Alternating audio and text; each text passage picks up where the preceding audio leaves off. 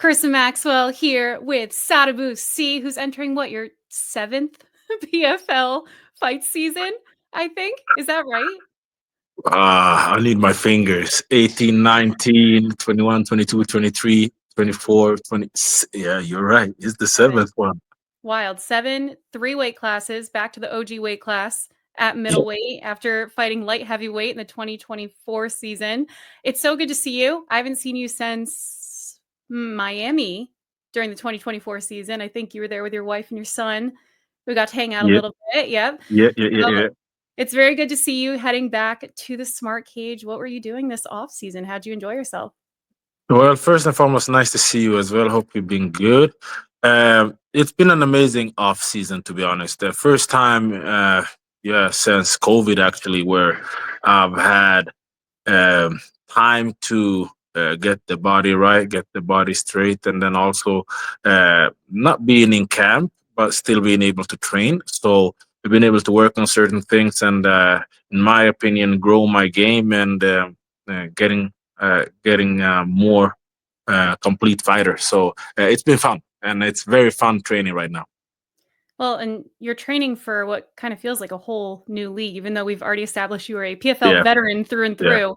It's yeah, no longer a season, it's now a yep, tournament, yep. which anybody who's been involved with the PFL knows that the tournament was like Voldemort. It's a word you do not say, and now it's the world tournament. So, what was your reaction to finding out the format change for the promotion? To be honest, I my reaction was all positive, right? Because the format, like that's the previous format. Don't get me wrong, I love it, and I'm the kind of cat that as soon as I sign a contract, I'm not gonna complain. I'm not gonna, you see what I'm saying? So for me, 4 fights in 7 months or 8 months or whatever case may be, like it's grueling, it's tough, but I use that as like motivation and as something like a as a something that is gonna be hard. It's gonna be both physically, mentally, and more like it's gonna be so hard, right? So now fighting in without the point system makes it. I wouldn't say easier because it's never easy. I would say simpler, right? I'm choosing the word simpler because it's not confusing in terms of wait. So I need to get a finish in this round or this to be able to go through. So now I love the fact that I'm in control in terms of win or go home every fight. Um, I prefer it being 3 fights than 4 fights just because it's still the fight game. We're in there.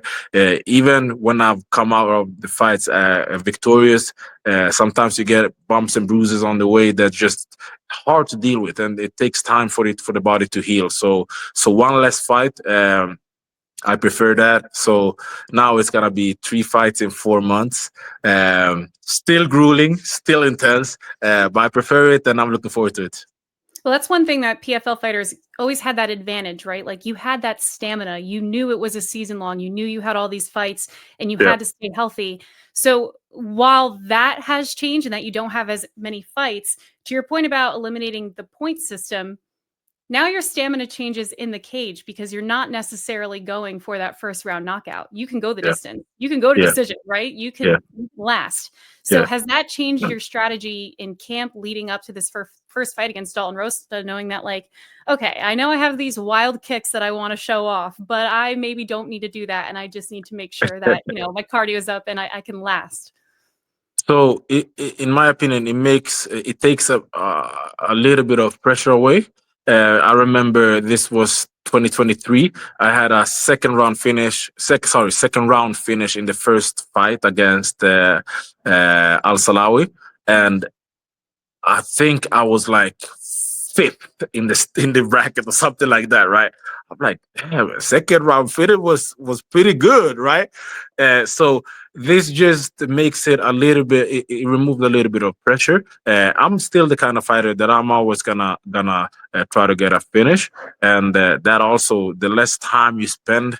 The less time you spend in each fight, the the I don't know how to like you take away chances to get injured and to get like so if you can get a short fight, I'll take it. But with that being said, I'm also happy that just the victory is gonna be sufficient enough to take you through to the semis.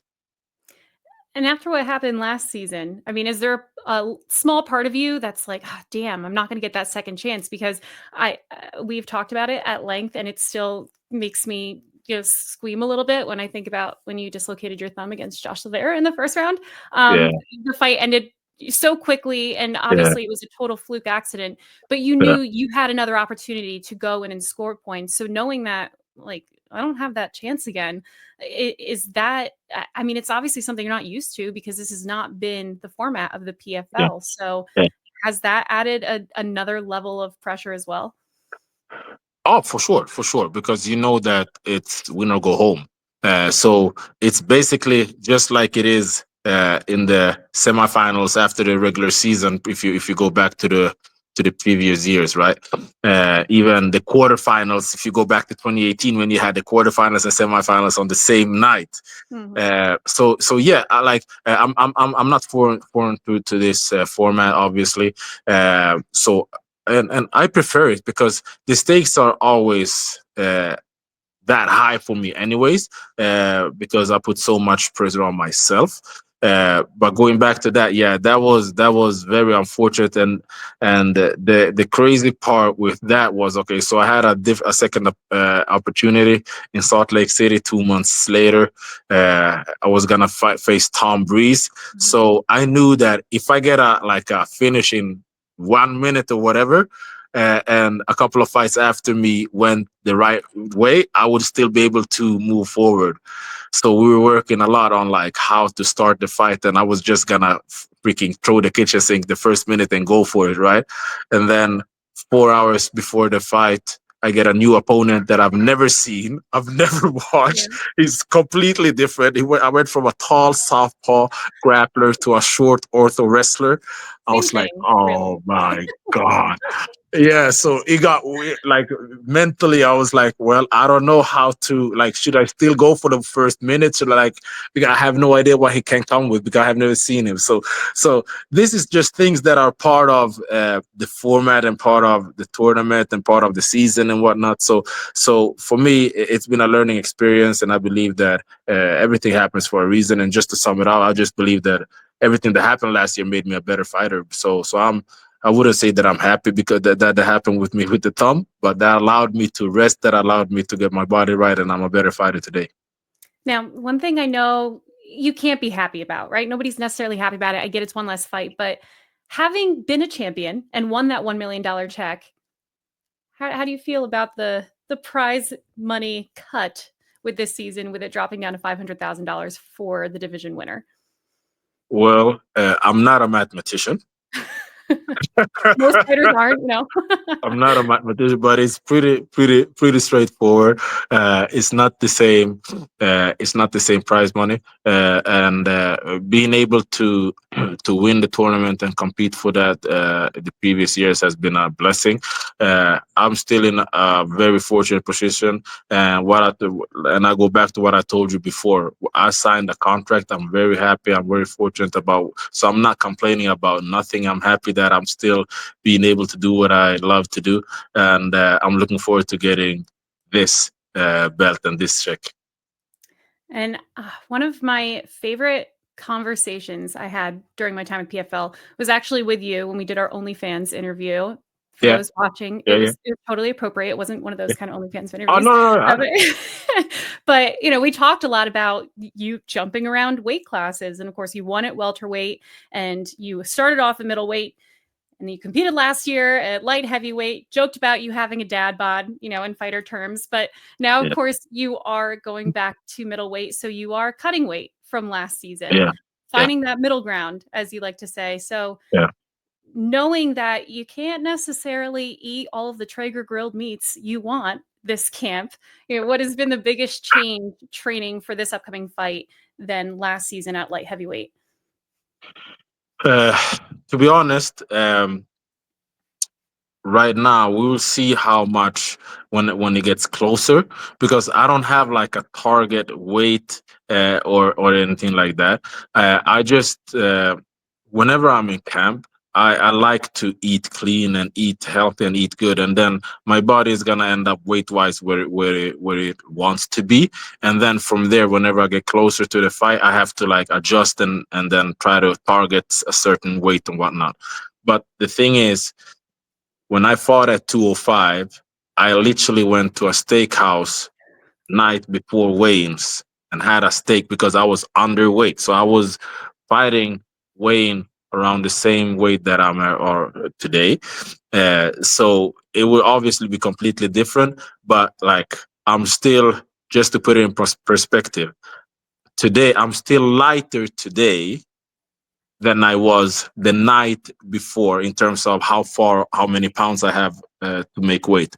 I'm closer now to middleweight today, 5.5 weeks out, than I was the night before my last cut to 170. Yeah, so it's going to be an Just easy to put it cut. just to Yeah. put it in perspective. Yeah, and that's also the reason why I wasn't able to keep going down to 170 without it actually compromising my performances. So I'm very very very happy that that the middleweight division is back, and I think that people are gonna be like, oh, this division is perfectly suited for him.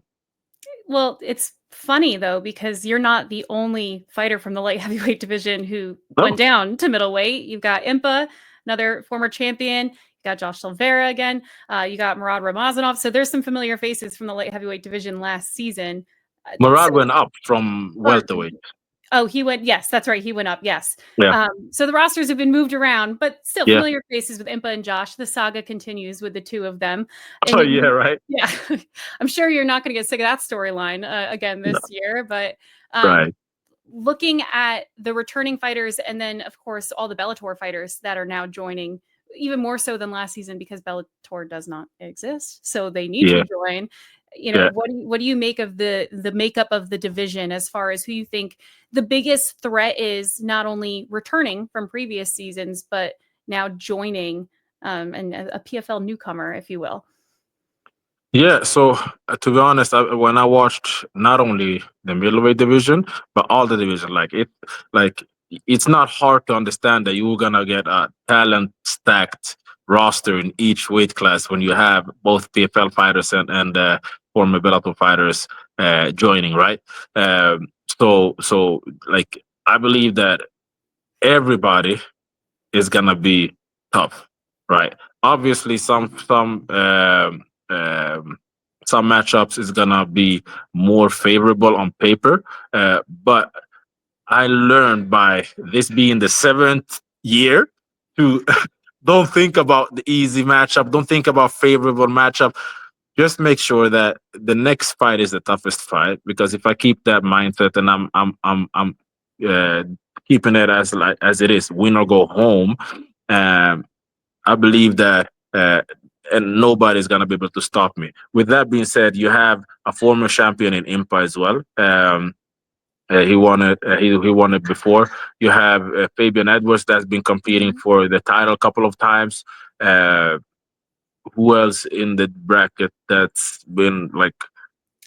You got Yeah, Josh fought in the finals. yep. So you have guys with experience. You have hungry cats like the guy I'm facing coming up, and wanna make. I don't want to say want to make his name because like if you follow the sport you still know who it is, but like so you have guys that are in different level and different stages in their career, and I believe that that's the fun part, and we all get to square off. So it's funny that you're fighting Dalton Rosta. He's kind of like a talker on Instagram. I've followed him for over a year now, and he's not shy as far as not trash talking his opponents, but putting himself out there. And I noticed on one of your regurgitated highlights of your insane spinning wheel kick that still haunts my nightmares, he commented on it a week ago saying, what did he exactly say? Bro, why didn't that guy just move out of the way? Um, Yeah. is there a part of you now that's like, I want to see if you move out of the way, Dalton? Like, I want to see if it's as easy as you think. Well, both yes and no, because I think it's fun. It's always fun, and I have fun with it. Like I actually didn't see that comment, but with that being said, obviously it would be a funny story if if he got caught by something like that, and uh, same guy would ask him, bro, what why wouldn't you just? It would be fun, right? Shane Mitchell But would finally have his comeback moment, you know? exactly right. But like I believe that as he should, he I believe that he works hard, and nobody is gonna come into the fight and thinking that they're not gonna have what it takes to win. If you are, I don't think you're in the right sport. So he should think like that. He should feel like that. But then we'll see how it is when he's actually gonna be in there with me. So I've watched that clip so many times because PFL loves posting it. Yeah, It always finds its viral moments to come back alive, yeah, rightfully so. But having been to multiple PFL fights, UFC fights, Combat FC fights, bunch of different promotions, whenever I'm cage side, I feel like there's always, a few fights where I see these fighters in precarious positions, whether, they're trying to get out of an armbar or yeah, a headlock or something, or they've been yeah, kicked and you just see this moment on their face of just pure perplexity, like where they're like, you wonder what they're thinking, right? yeah, Because you could just see in their eyes, like, shit, like what is yeah, happening? So yeah, yeah. not necessarily injury related, but what is like the weirdest thought, intrusive thought you've ever had mid fight in the cage where you've had to kind of snap out of it? So so this was before PFL. I was fighting a guy in Sweden, and it was in Stockholm, and it was like I was the fighter, a home fighter, right? And I had so many friends, family, whatever that was in the audience, right? It was a packed house, right? And the fight started. It's so much like both of us are trying to uh, feel the distance and throwing and whatnot, right? And then a friend of mine, and I know exactly who it is. He just screams, kick his leggings, because the fight was kicking with like like pants, and he was fighting with pants, right? And I had to hold myself from laughing mid fight. I was like, "You stupid bastard! You're making me laugh in the fight." So that I remember that one just as a funny moment where I actually had to like okay, snap out of it, get back to it. So that was a fun one. Well, you are known for kicking things Yeah, very hard and fancy, if you will. yeah. Whether it be in training or just walking around the house, because I know, like, I walk into door frames all the time. I'm always knee and stuff. Like, have you ever kicked anything you weren't like kick anything or anyone that you weren't supposed to kick? That just because you just I don't know. I feel like your legs got to be flailing, and you have to like kick something too hard once in a while. Or is that just a me problem? It might just be a me problem. Like to be honest, I don't have a good like example of that. I think there might just be a you problem. Like I obviously walk into stuff like if you have like the dishwasher is down and you don't see it and stuff like that. But that's like I don't know, that might be the closest to what you're asking, I guess.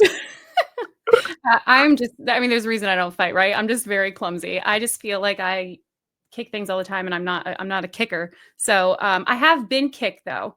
I Yeah. yeah, By who? Adam Borix. Why? To be fair, I You asked asked him for it? to. I asked Yeah. for it, Yeah. but, Well, yeah. he told me it was only gonna be 20%, and Yeah. I thought I could handle that. I had the Yeah. pad on and everything. I was Yeah. bruised for, like, 2 weeks afterwards, and Yeah. when he kicked me, I totally buckled. So that Yeah. yeah, no, I will not I don't wanna go anywhere near your legs or your feet. They scare me. But you've been doing Yeah. this for, like, a really long time. Yeah. 38 years old, right? Not to call Yeah. you out, but, us 30 something's gotta stick together. How Yeah. much longer do you see yourself doing this? I mean, you've already won. You have an adorable baby boy now. You're living the dad life. Yeah. What keeps you coming back to the smart cage every year? To be honest, it's for me the uh, the chase of being the best version of myself. I want to be the best at getting better. And with that being said, I still believe that I'm improving, which is uh, uncommon in being 38 and still improving and still coming back better, right? So, like I said previous in this interview, I'm having so much fun right now when I'm training. And uh, if you look at my fight, I probably have close to 110, 120 fight altogether. If you look at kickboxing, Muay Thai, whatever, my MMA and everything, right? I think that I've bled once or twice coming out from the fights, right? And what I'm trying to say is basically like my style of fight, I believe, will allow me to fight for a while. So as long as I'm never taking any shortcuts in terms of what I need to do to prepare, and as long as I'm improving, thinking that it's fun, and like I said, this is a privilege and this is nothing that I take for granted, I will keep going. But obviously, Father Time is undefeated. I'm not gonna be 50 and talking to you about the 13th season, right? We might have to have an intervention at that point. I don't know if Ray Stefo is going to allow that. So No, I'll make sure no, to no. flag it But I for have a him. couple of more years, definitely. Well, we look forward to seeing them. I look forward to seeing your first fight this season, April 18th in Orlando. What can fans who are maybe returning PFL fans, or even if they're new fans, what can they expect to see from you on April 18th against Dalton Rosso? To be honest, I believe that they are gonna see the best version and the most well-rounded Sadibou that they've ever seen. Because right now it's a mix of the experiences that I've had, the good, bad, the ugly, and everything. And I'm just putting it all together, and now finally fighting in the right weight division for me, the perfect weight division for me, I should say. So I think it's gonna be fun, and I'm hoping to have a lot of fun. I'm training. I'm having fun when I'm training, and when I do, uh, things usually good things usually happen. So I believe that they're gonna see something special that night. Well, it's a great roster, a great fight. Again, 2 champions with you and Impa Kasong and I leading the division there. I'm sure you got some targets on your back with the newcomers, but Or I'm excited for it. I'm excited to see you again and talk to you and watch this new revolutionized version of the PFL take off next month. So thank you so much for joining me here on Fight Bananas, and good luck on April 18th. And we will catch up soon, Sadi. sounds great. Nice seeing you. All right. Until the next time, you take care. Okay. Yes, you too.